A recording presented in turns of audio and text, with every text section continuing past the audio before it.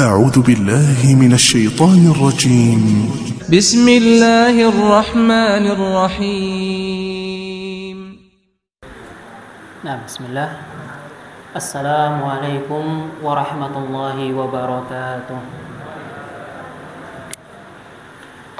إن الحمد لله نحمده ونستعينه ونستغفره ونعوذ بالله من شرور أنفسنا ومن سيئات أعمالنا.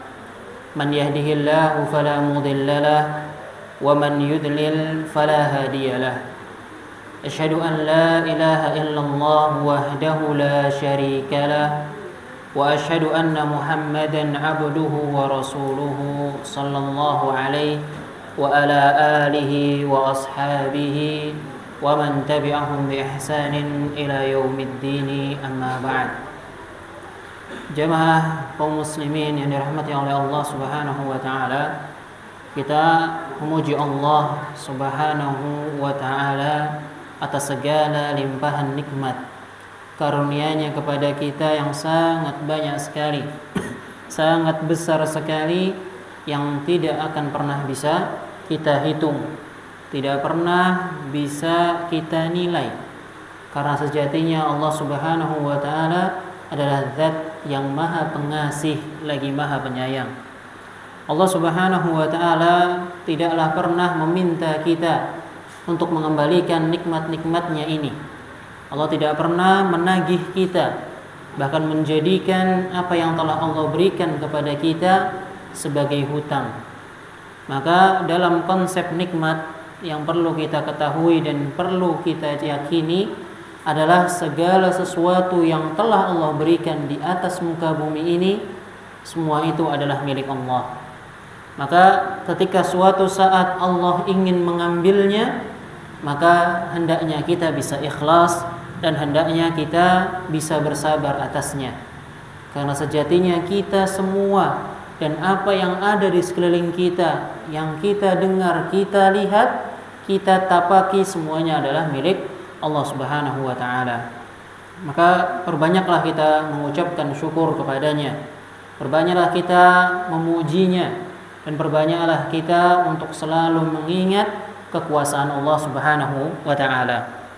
Kemudian salawat dan salam kepada Nabiullah Muhammad sallallahu alaihi wasallam, kepada para istri-istri beliau, kepada para sahabatnya, dan seluruh kaum muslimin yang meniti jalan beliau hingga kita semua nantinya dikumpulkan di padang mahsyar kelak. Amin ya rabbal alamin.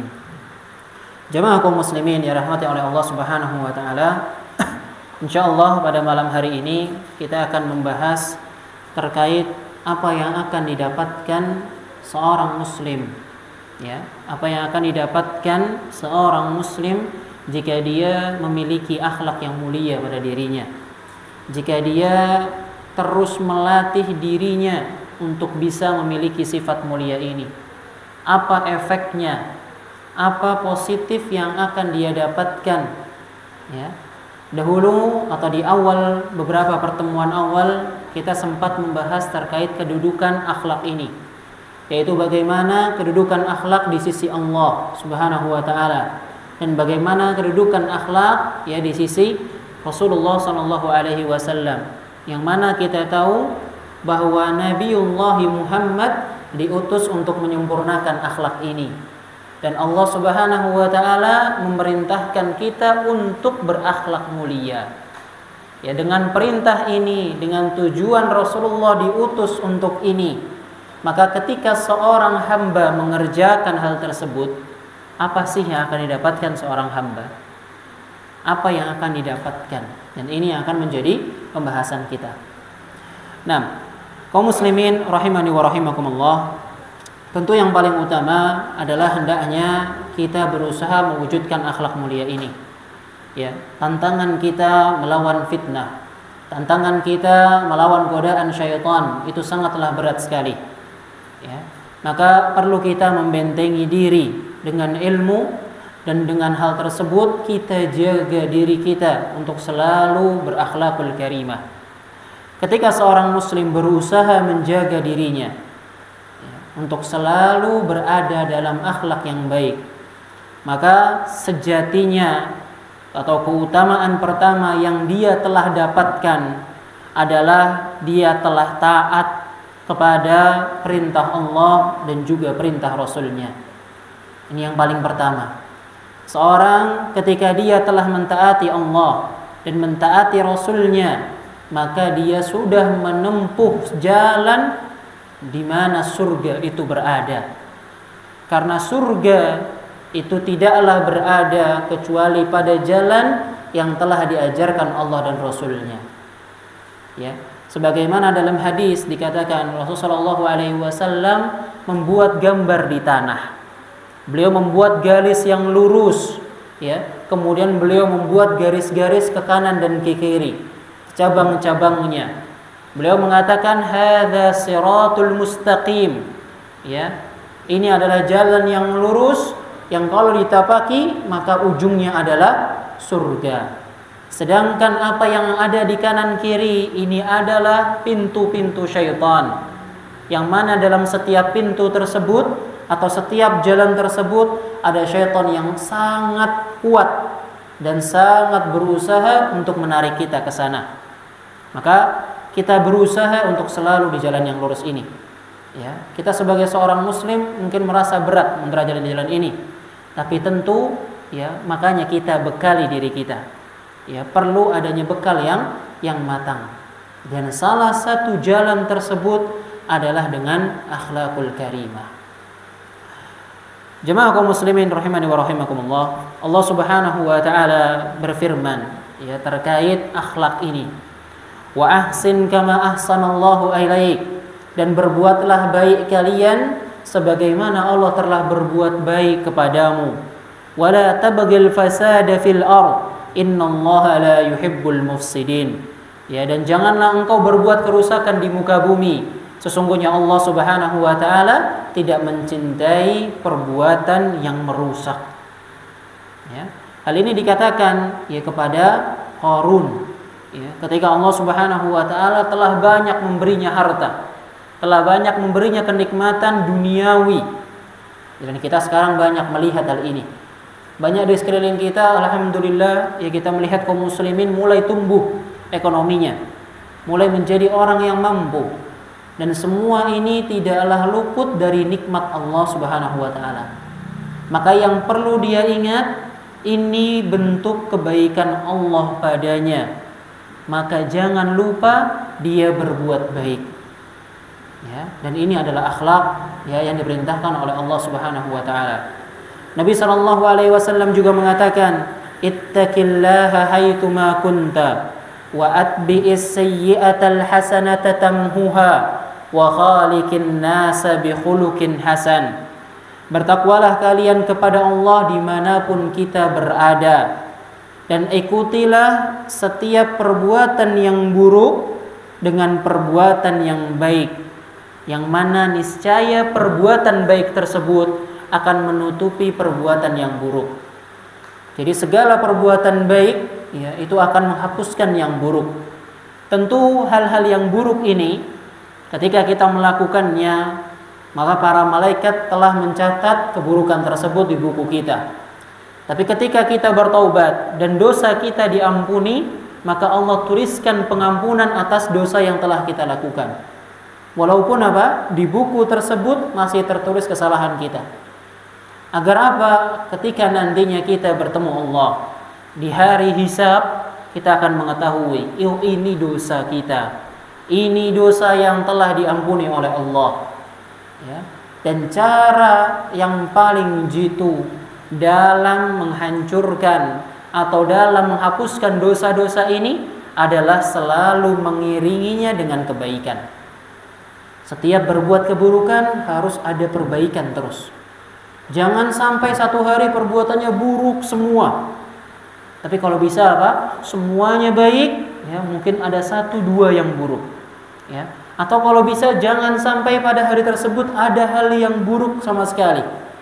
Dan kita selalu hisap diri kita sebelum kita berganti hari atau kita sebelum tidur. Itu cara terbaik untuk kita apa? Bisa menjadi seorang muslim yang terus baik ke depannya. Lalu Rasulullah melanjutkan, wa khaliqin nasa bi khuluqin hasan, dan berakhlaklah, bergaullah dengan manusia dengan akhlak yang baik, dengan tutur kata yang sehat, ya, dengan penglihatan yang tentram, dengan sifat dan perilaku yang nyaman, ya, dan ini perlu kita jaga. Jangan sampai, ya, dengan lisan kita tanpa sengaja kita menyakiti orang lain. Dengan pandangan kita ternyata, ya, sudah membuat orang lain takut. Dengan keberadaan kita mungkin sudah membuat orang lain itu tidak merasa nyaman atau merasa terganggu. Dan ini bukanlah sifat seorang muslim. Karena dimanapun Rasulullah berada, maka Rasulullah itu sangat dinanti oleh kaumnya, sangat dicintai oleh kaumnya. Dan kita diperintahkan untuk bisa menyerupai beliau. Maka ketika seorang muslim berusaha memiliki akhlak yang baik, sejatinya dia telah berusaha menjalankan perintah Allah dan juga perintah Rasulnya. Itu keutamaan yang pertama. Keutamaan yang kedua adalah pintu untuk meraih cintanya Allah dan Rasulnya. Ya, jadi kalau tadi adalah kita menjalankan perintah Allah dan Rasulnya, yang kedua adalah pintu meraih cintanya Allah dan juga Rasulnya. Ya. Allah Subhanahu wa taala berfirman, "Qul in kuntum tuhibbunallaha fattabi'uni." Katakanlah ya Muhammad, jika kalian mencintai Allah, maka ikutilah aku. Yuhibbukumullah, maka Allah akan mencintai kalian. Ya. Jadi cara Allah agar mencintai kita adalah kita mengikuti apa yang diajarkan oleh Rasulullah. Salatnya, ibadahnya, sunnah-sunnahnya, ya, semuanya kita ikuti. Bahkan sahabat yang paling mirip dengan Rasulullah, yaitu Abu Bakar, beliau bahkan sampai mengikuti cara berjalannya Rasulullah, cara berbicaranya Rasulullah. Ya, sangat apa? Karena beliau sangat kagum dengan Rasulullah. Ya, maka kita umatnya sebagai umat muslim, janganlah kita merasa malu ketika kita misalnya pergi keluar. Kita dapati diri kita mungkin menggunakan busana muslim atau busana muslimah. Kita menutup aurat kita.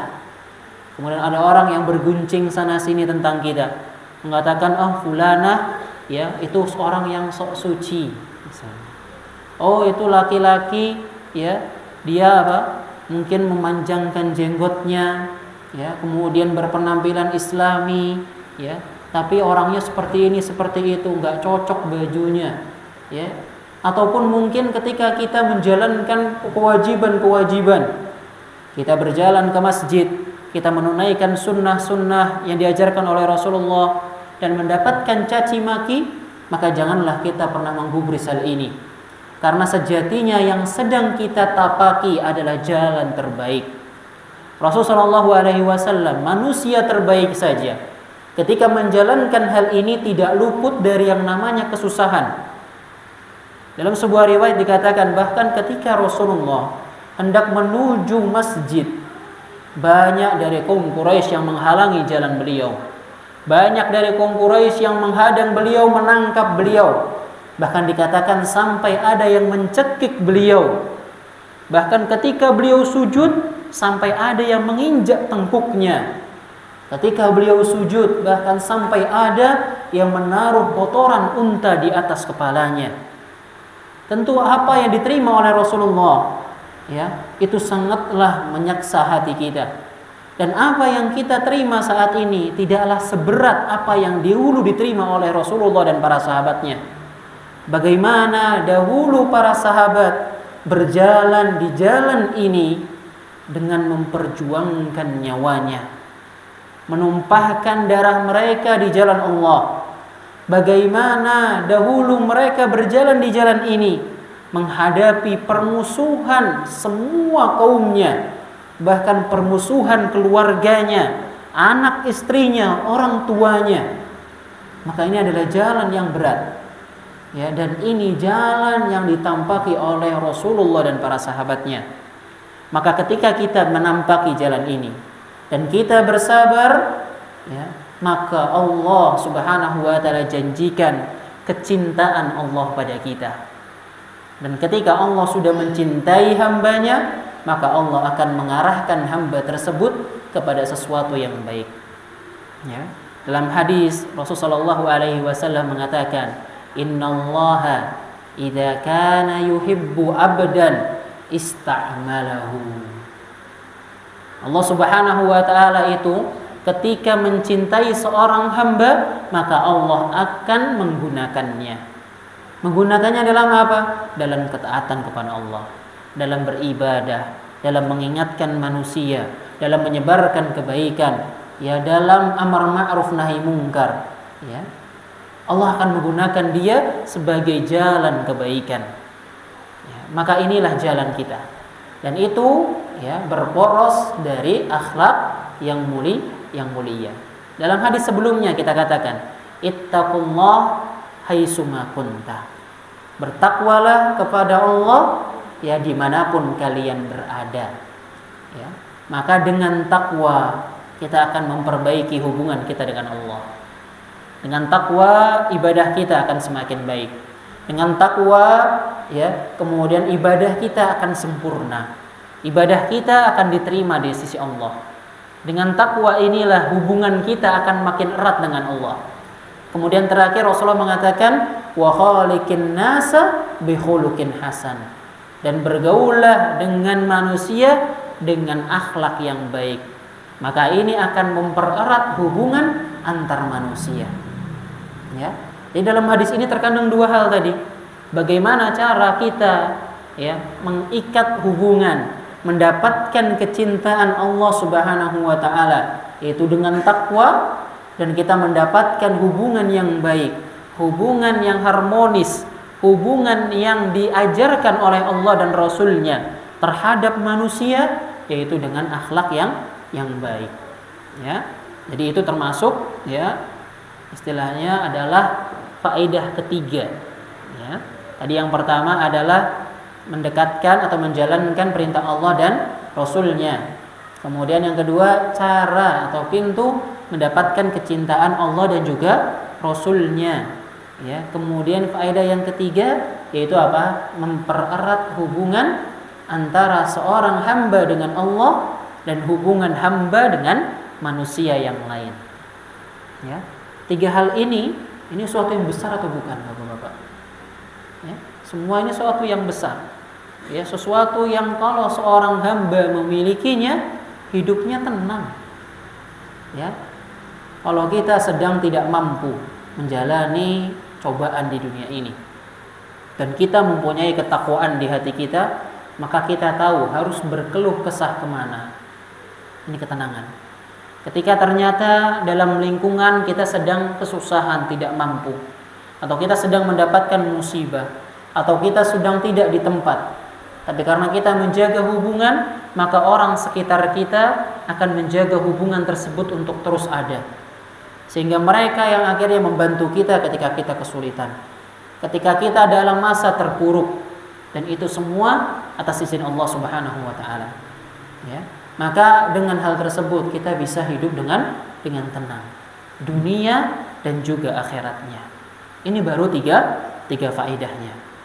Kemudian, ya, faedah yang keempat adalah dengan akhlakul karimah, dengan akhlak yang mulia, ya, kita bisa meraih ampunan Allah Subhanahu wa taala. Yaitu dosa kita diampuni oleh Allah. Hal ini diriwayatkan oleh Hudzaifah bin Al-Yaman, ya, yang artinya adalah Allah Subhanahu wa taala berfirman, pada hari kiamat kelak seorang hamba yang dikaruniai harta didatangkan oleh Allah Subhanahu wa taala. Jadi setiap kita nanti, ya, Bapak-bapak, Ibu-ibu, kita perlu tahu bahwa semua nikmat yang Allah berikan kepada kita, baik dari harta, baik dari anak, baik juga dari fisik kita, Allah akan tanya kita secara detail tentang hal tersebut. Di sini, ya, Nabi SAW mencontohkan dengan harta. Bagaimana Allah Subhanahu wa taala mendatangkan seorang hamba yang Allah telah berikan harta kepadanya. Allah bertanya, apa saja yang kamu perbuat di dunia Orang ini mengatakan, ya, tidak ada, ya, hamba itu mengatakan, wahai Rabbku, engkau telah mengaruniakan sebagian hartamu, kemudian aku berniaga bersama manusia, akhlakku, ya, adalah selalu membantu orang lain. Aku memberi kemudahan pelunasan utang atas orang yang mampu, dan aku memberikan tangguhan atas orang yang kurang mampu. Allah berfirman, sungguh aku lebih berhak melakukan semua itu daripada kamu, maka maafkanlah hambaku ini. Ya. Jadi ketika di hari kiamat nanti ada seorang hamba yang dipanggil oleh Allah Subhanahu wa taala, dan hamba ini dititipkan harta oleh Allah. Yang mana hamba ini mengatakan, dengan harta atau dengan sebagian yang harta yang engkau berikan kepadaku ya Rabb, aku gunakan ini, aku putar harta ini untuk berniaga bersama manusia. Yaitu apa? Untuk melaksanakan jual beli. Sehingga dari jual beli tersebut dia ribah, ya, dia untung dan untung terus. Dan dari keuntungan tersebut digunakan apa? Untuk, ya, memberikan pelunasan hutang atau kemudahan pelunasan hutang bagi orang yang mampu. Ya.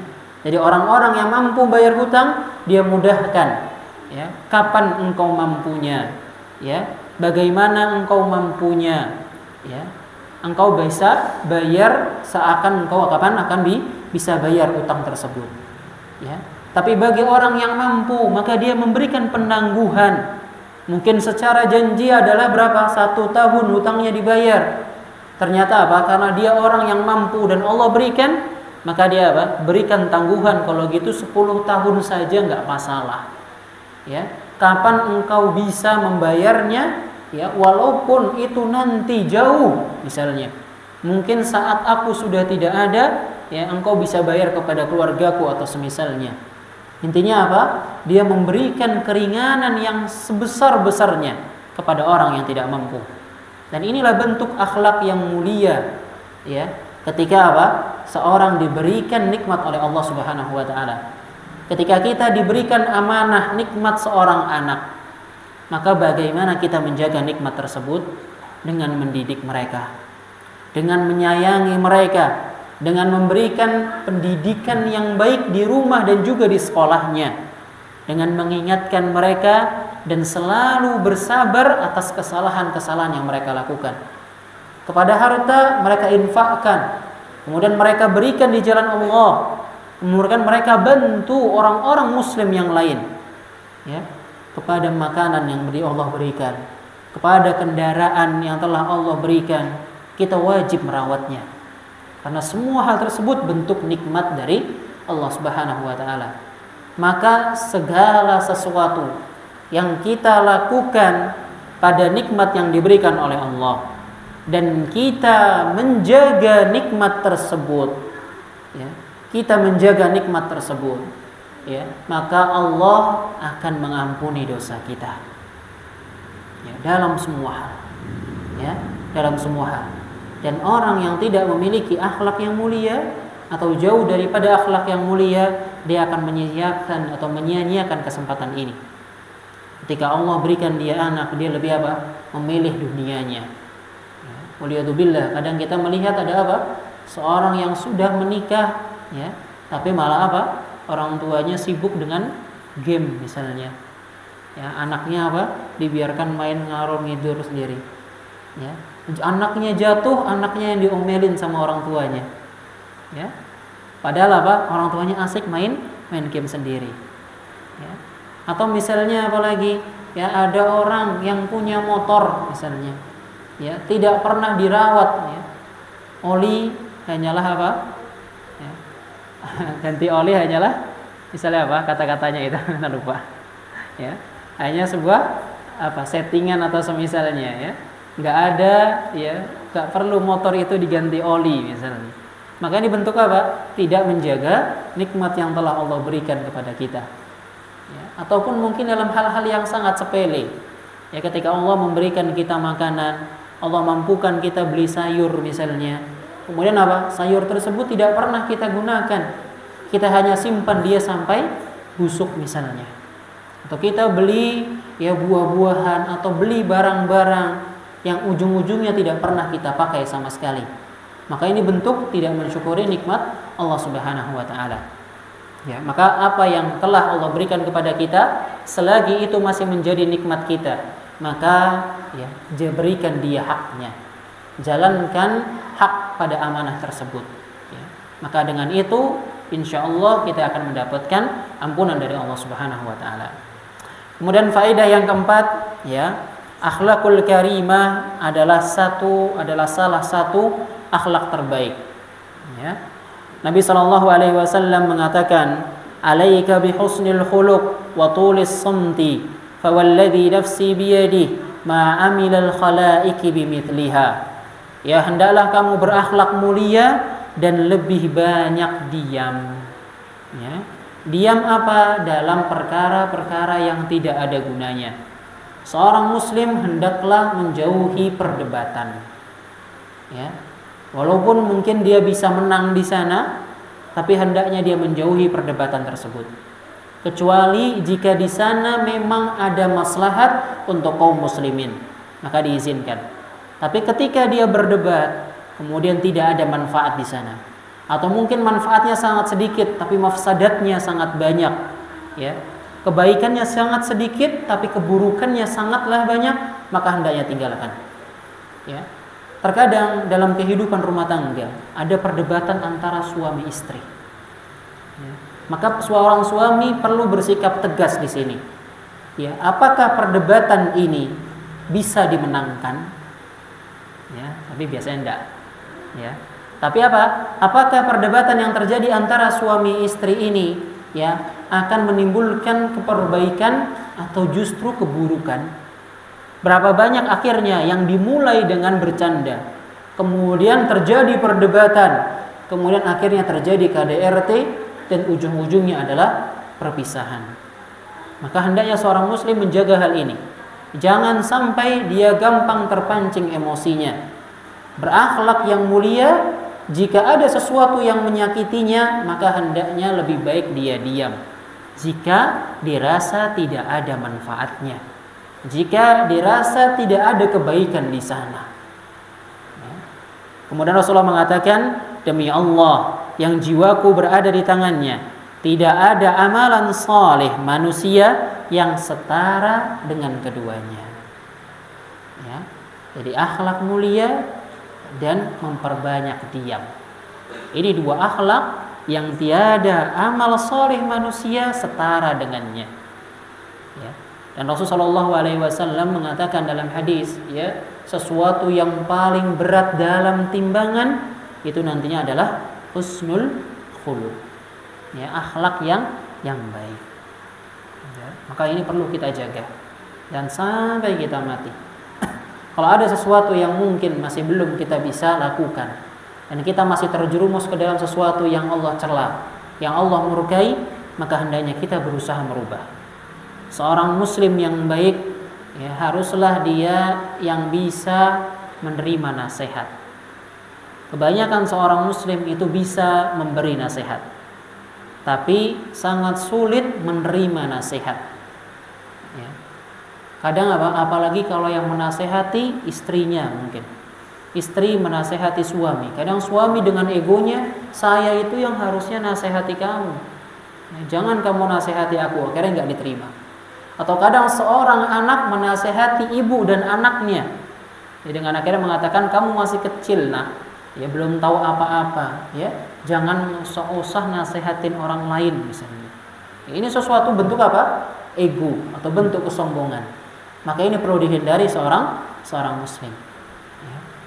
Ini salah satu jalan untuk memperlembut hati adalah dengan nasihat. Maka dapat nasihat dari manapun itu. Ya, dan itu sesuai dengan Al-Quran dan Sunnah, kebaikan yang mengantarkan kita kepada jalan yang lurus, maka terimalah. Ya. Dan kalau ada nasihat atau perintah yang buruk, maka hendaknya kita ingatkan orang tersebut. Oh, tadi Anda mengatakan seperti ini salah sepertinya. Yang benar seperti ini, seperti itu. Tapi dengan tutur kata yang baik. Jangan sampai ketika ada orang yang salah di depan kita, Ketika mungkin dia menyampaikan nasihat, dan mungkin dia sedang mengajarkan sesuatu, kemudian ada yang salah dalam ajarannya, kemudian kita menghardiknya dengan mengatakan mungkin mana orang tersebut ya orang yang bukan berilmu, orang tersebut ya adalah orang yang buruk ya, kemudian disebarkan namanya dengan keburukan, waliyadzubillah. Ini sesuatu yang bukan sifat seorang muslim ya. Maka dalam memberikan nasihat dengan adab ya, dengan akhlak, menerima nasihat juga dengan akhlak ya. Jika seorang muslim berperilaku seperti itu, maka dunia ini akan menjadi dunia yang paling tentram ya. Maka perlu seorang muslim menghiasi dirinya dengan akhlak ini semuanya. Terkadang kita itu ya, kalau anak baca banyak berita ya, bapak-bapak, ibu-ibu ya, terkadang Islam itu sebenarnya sudah mengajarkan banyak hal. Di mana Islam itu mengajarkan kita untuk amanah, mengajarkan kita untuk tidak pernah berdusta, mengajarkan kita untuk menjaga amanah ya. Tapi berapa banyak mungkin dari kita yang akhirnya apa? Kalau kerja telat misalnya, kalau pulang cepat ya misalnya. Kemudian apa? Kalau menggunakan harta ya, punya siapa? Misalnya istri menggunakan harta suaminya diam-diam ya, atau suami menggunakan harta istrinya diam-diam ya. Atau mungkin bagaimana seorang itu apa? Berbohong kepada temannya, pada saudaranya. Seorang suami berbohong kepada istrinya, istri kepada suaminya ya. Mau kemana ya? Kerja, padahal nongkrong misalnya ya. Ibu mau kemana? Kajian, ternyata apa? Shopping ke mall ya, Masya Allah ya. Terkadang apa? Hal tersebut sering dilakukan oleh seorang muslim ya. Kadang kita pernah membaca berita itu bagaimana ya perilaku orang Jepang. Masya Allah, ini kita bukan sedang membanggakan ya agama mereka, tapi bagaimana akhlak mereka. Ketika ada lampu merah, benar-benar apa? Semuanya berhenti. Pengguna jalan apa? Lewat dengan tenang ya. Kalau kita ada lampu merah, selagi masih bisa jalan, jalan dulu ya. Masya Allah sekali. Ini termasuk bentuk apa? Akhlak yang kurang baik ya. Akhirnya yang jalan apa? Kelingan ya, takut untuk nyebrang. Bahkan pernah sekali anak baca itu adalah apa? Ada seorang yang kehilangan handphonenya ya di toilet. Kemudian apa? Ketika dia datang ke tempat tersebut lagi, ternyata apa? HP-nya sudah dititipkan ke bagian penitipan ya. Masya Allah sekali ya. Kalau kita terkadang apa? Di Indonesia kita sering dapati ketika ada sesuatu yang berharga, wah ini rezeki, Masya Allah ya, padahal bukan dirinya dia, tapi dia mengatakan ini rezeki saya, Masya Allah ya. Ini bukan akhlak ya. Kalau bisa bahkan bagaimana? Dicari dulu. Makanya Islam sudah mengajarkan ketika kita menemukan suatu barang, maka hendaknya kita memberikan pengumuman ya. Maka dalam pengumuman tersebut jika ada yang mengaku dan memang benar itu punyanya, maka kita wajib memberikannya. Dan kita tidak boleh meminta bayaran. Oh saya sudah menemukan kunci motor Anda, maka ayo bayar 100.000 ya. Nggak ada seperti itu dalam Islam ya. Kalau tidak ada yang mengambil ya, maka apa? Pergunakan hal tersebut sebaiknya untuk kepentingan umum ya. Jangan digunakan untuk kepentingan pribadi, kecuali memang kita dalam keadaan yang sangat membutuhkan. Tapi jangan langsung diakui tadi ya, rezeki alhamdulillah, atau mungkin yang sekarang banyak dikatakan rezeki anak soleh ya. Ini tidak dibolehkan ya. Nggak ada. Semua itu rezeki dari Allah, dan bukan cuma orang soleh saja yang dapat rezeki ya. Nah, jamaah kaum muslimin rahimani wa rahimakumullah. Kemudian faidah yang berikutnya yaitu akhlakul karimah ini akan bisa menyamai derajat orang yang selalu berpuasa dan selalu sholat malam ya. Kita ketahui bahwa sangat jarang sekali ya, orang-orang zaman ini yang mereka bisa puasa Senin Kamis secara rutin ya, atau bisa puasa Daud secara rutin. Ini sangat jarang sekali. Atau mungkin apa? Bisa sholat malam setiap hari. Ini sangat jarang sekali. Maka bagaimana agar seorang muslim bisa menyamai kedudukan mereka nantinya di surga? Maka bisa seorang muslim berakhlak yang mulia. Dalam banyak hadis yang diriwayatkan oleh para ibunda kita, salah satunya dari Ummu Mu'minin Aisyah radhiyallahu anha, Beliau sallallahu alaihi wasallam bersabda, "Innar rajula la yudriku bi husni khuluqihi darajati qa'imil laili sha'imin nahar." Ya, dengan akhlak yang mulia, seseorang itu dapat meraih derajat orang yang senantiasa mengerjakan salat malam dan berpuasa pada siang harinya. Yang mana kita tahu bahwasanya di surga nanti setiap ibadah-ibadah itu punya pintunya. Ada pintu salat, ada pintu puasa, ya, ada pintu zakat, ada pintu sedekah, ada pintu salat malam, ya, ada pintu haji, pintu umroh, itu ada semua. Ya. Maka apa? Seorang ketika di surga nanti mereka bertingkat-tingkat. Maka seseorang yang memiliki akhlak mulia ini, dia bisa naik ke tingkatan surga berikutnya, yaitu bersama orang-orang yang saleh, yang mana mereka rutin mengerjakan salat malam. Atau mereka bisa naik lagi ke derajatnya orang-orang yang bisa melakukan salat malam. Ya. Maka ini adalah sesuatu kenikmatan bagi kita semua. Ya, maka tidak ada kerugian dalam akhlak mulia. Selalu introspeksi diri, apakah diri ini sudah berbuat baik? Apakah diri ini sudah baik? Ya. Dan tadi caranya adalah selalu mengingat diri ini dan perbanyak diam. Ya. Jangan sampai terkadang kita mungkin banyak bicara, ya, kemudian apa? Dalam pembicaraan ternyata ada yang menyakiti saudaranya. Ya, lebih baik kita diam. Ketika kita mungkin ditanya, ketika kita mungkin harus memberi nasihat, barulah kita berikan. Tapi jika di saat itu tidak ada manfaat, ya, dalam obrolan kita, dalam pertanyaan kita, atau dalam hal-hal yang kita tidak tahu hal tersebut, maka hendaknya kita diam. Ya, istilahnya sekarang adalah kepo. Ya, jangan suka menjadi orang yang kepo. Ya, sudah. Ya, enggak apa-apa kita enggak tahu berita terupdate, enggak apa-apa. Yang penting apa? Kita selamat dunia akhirat.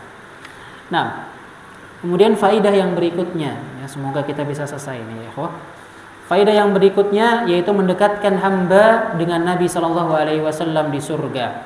Nabi sallallahu alaihi wasallam mengatakan, "Inna min ahabbikum ilayya wa aqrabikum minni majlisan yaumal qiyamah ahasinakum akhlaqa." Sesungguhnya orang yang aku paling cintai, ya, dan orang yang paling dekat dengan diriku nantinya di hari kiamat adalah mereka yang paling baik akhlaknya.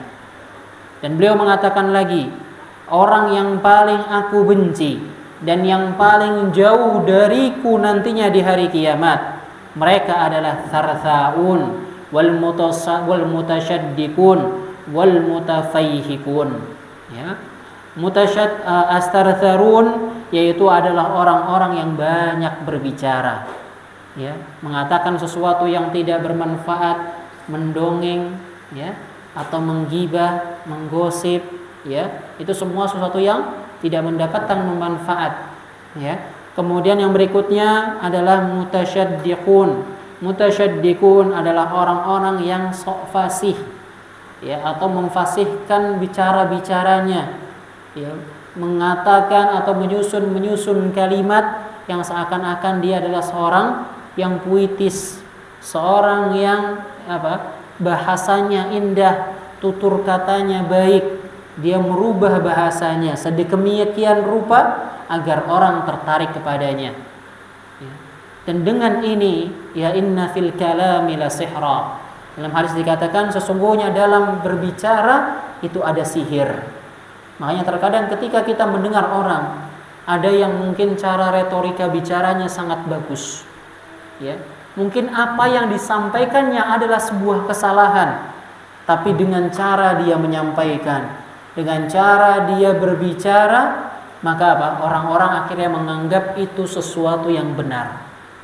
Ini perlu hati-hati, ya, bukan semua perkataan yang bagus akhirnya itu sesuatu yang akhirnya bagus dan mendatangkan ridha Allah.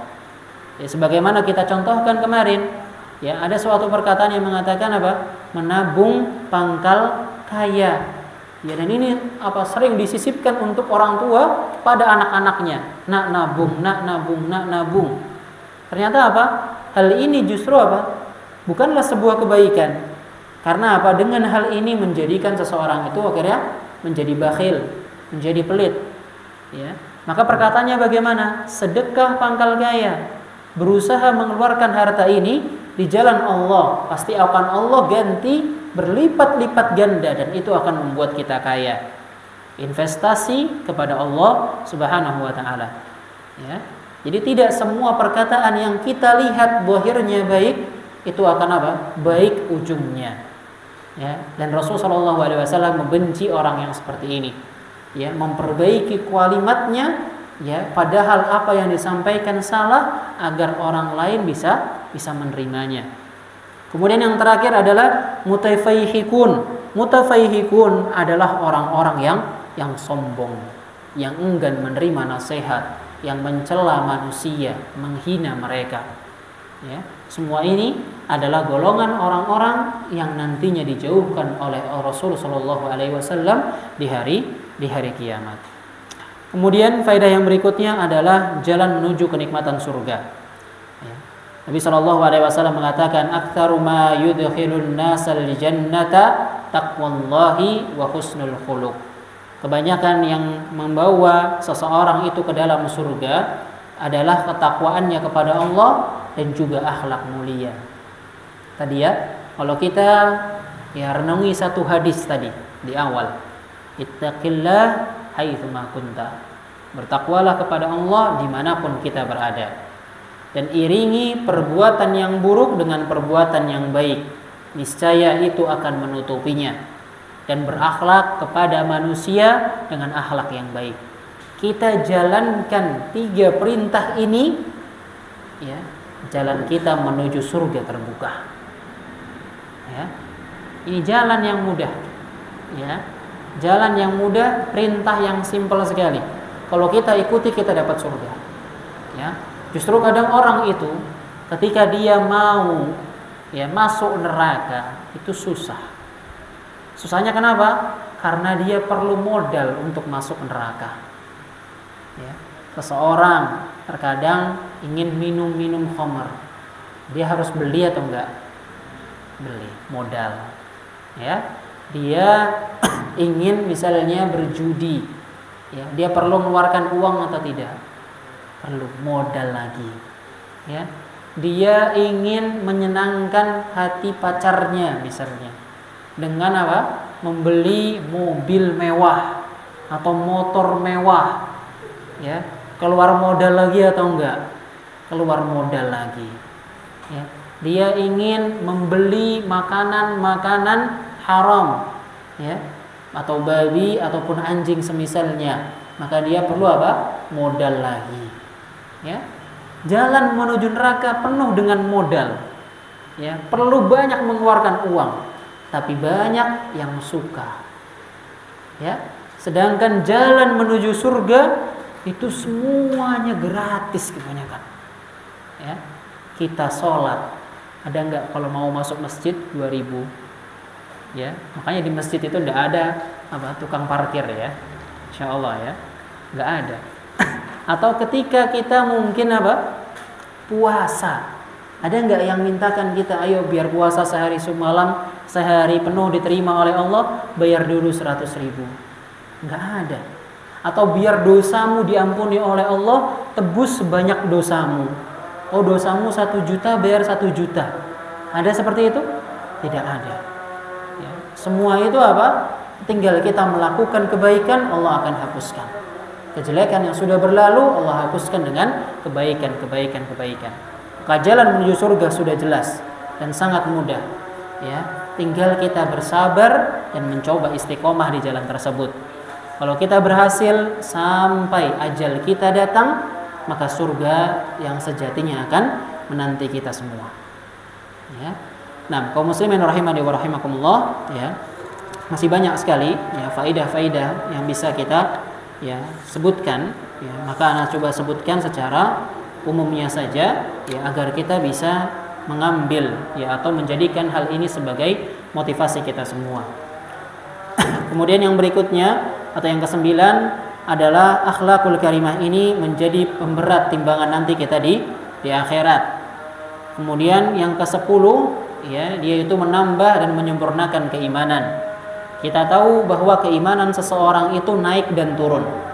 Ya, maka dengan dia selalu berakhlak karimah, maka dia akan menambah imannya. Allah Subhanahu wa taala mengatakan wa yasdadal ladzina amanu imana, dan Allah Subhanahu wa taala akan menambahkan keimanan bagi orang-orang yang beriman, ya.